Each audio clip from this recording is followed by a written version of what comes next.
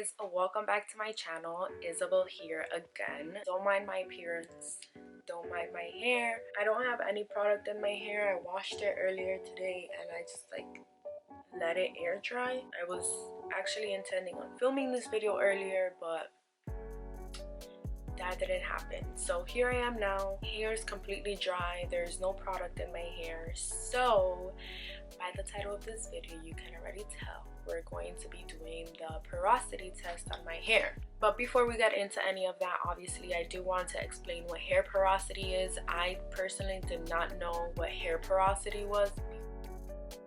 Hair porosity refers to how well your hair is able to absorb and hold moisture. It is affected by the flexible outer layer called the cuticle, which determines how easily moisture and oil passes in and out of your hair. Your hair porosity can be affected by external factors such as exposure, heat treatments, and chemical processing. The perks about knowing your hair porosity: it can help you choose the right products to keep your hair well moisturized, supple, strong, and shiny. So all of this that I'm reading, I actually got it off of the naturallycurly.com website, and you can also find that there on their hair porosity blog post that they have, which is where I got all of this stuff from. So there are two methods that you can use to find out the porosity of your hair. So the first method that you can use to check the porosity of your hair is using the float test. That means that you take a couple of strands of hair from your comb or brush and drop them into a bowl of water. Let them sit for 2 to 4 minutes. If your hair floats, you have low porosity. If it sinks, you have high porosity. And then there's the slip and slide test, which is to take a strand of hair and glide your fingers up the shaft towards the scalp. If you feel little bumps along the way, this means that your cuticle is lifted and that you have high porosity. If your fingers slip smoothly, then you have low porosity. Actually, we are going to look up the difference between low and high porosity. So from Google, we have found out that low porosity hair has a tightly bound cuticle layer, making it difficult for moisture to penetrate, but also difficult for moisture to escape the hair once it's in your hair. So it's hard for it to get in, but then even harder for it to come out once it's already in. For high porosity, hair has gaps and holes in the cuticle, allowing moisture to easily pass in and out. So while looking up for the porosity levels on Google, I also found here that WeDad posted characteristics of porosity for curly hair on their site. So they have characteristics of low porosity curly hair, normal porosity curly hair, and then high porosity curly hair. So for the low porosity, your curls take a long time to dry. Products tend to build up on curl rather than absorb. Natural oils don't readily penetrate but rather sit on your hair, and the curls take much longer to get fully saturated when you wet them. Characteristics of normal porosity is the curls are full of bounce and elasticity, requires very little maintenance, easily accepts and retains moisture inside the cuticle, and holds style well and can be colored with good results. And then for the high porosity, there's curls easily absorb water, however it requires more product. Curls often look and feel dry. Curls are often frizzy. Curls dry quickly. We're gonna do this porosity test. So what I'm gonna do is I'm just gonna cut like small tiny pieces of hair, and I do have water that I took out this morning, so it's been sitting here. I did get room temperature water.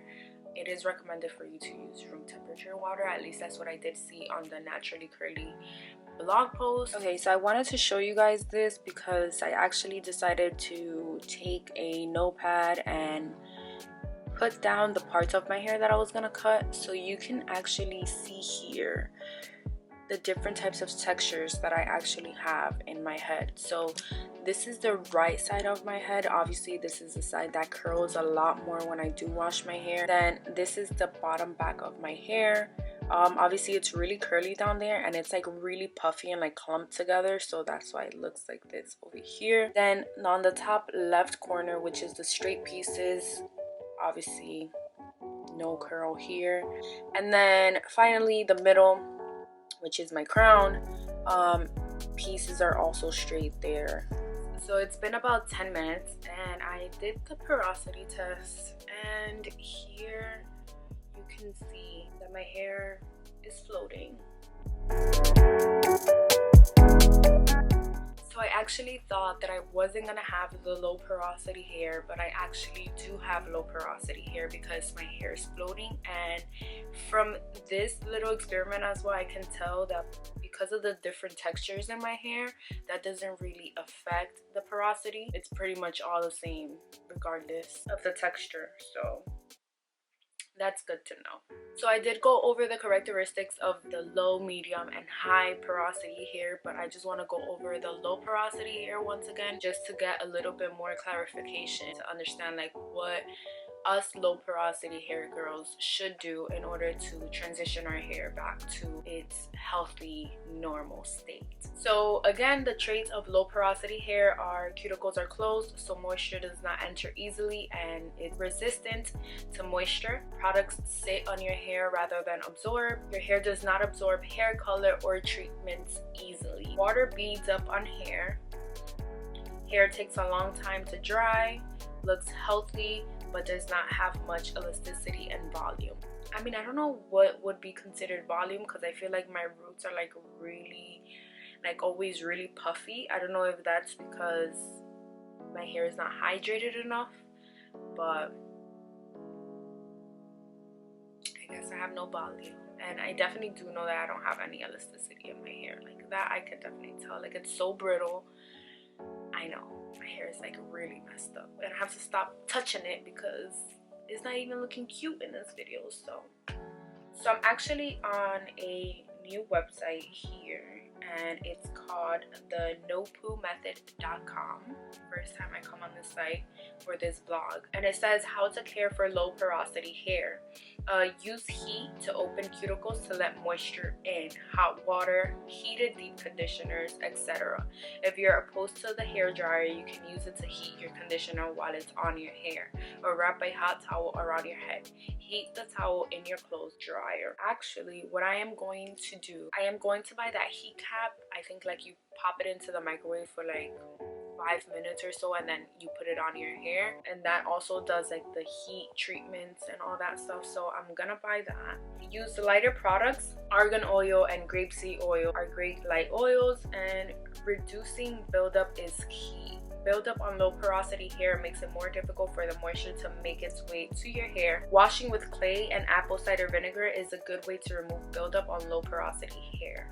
So I did hear today a couple of times that apple cider vinegar and the clay mask is actually really good to remove all that buildup. Today actually we were food shopping, so I did get apple cider vinegar, and I did get other things to make homemade DIY masks. We finally found out the porosity of this crazy hair. I can't wait to keep cutting it, and I think that instead of waiting until quarantine is over, I might just cut the remainder of my hair off because I want it like really short. So I'm gonna try cutting maybe in like the next day or two.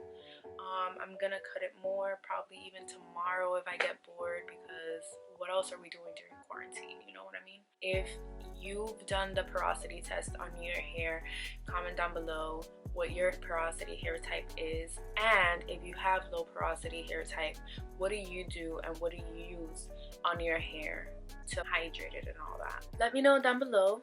And if you guys also have any video recommendations, make sure to comment down below, because I'm usually not the best at coming up with video ideas. So yeah, that's pretty much all I wanted to say. I feel like I'm talking so much right now, but I hope you guys enjoyed, and I want to thank my new subscribers for subscribing to my channel and for supporting my big chop video.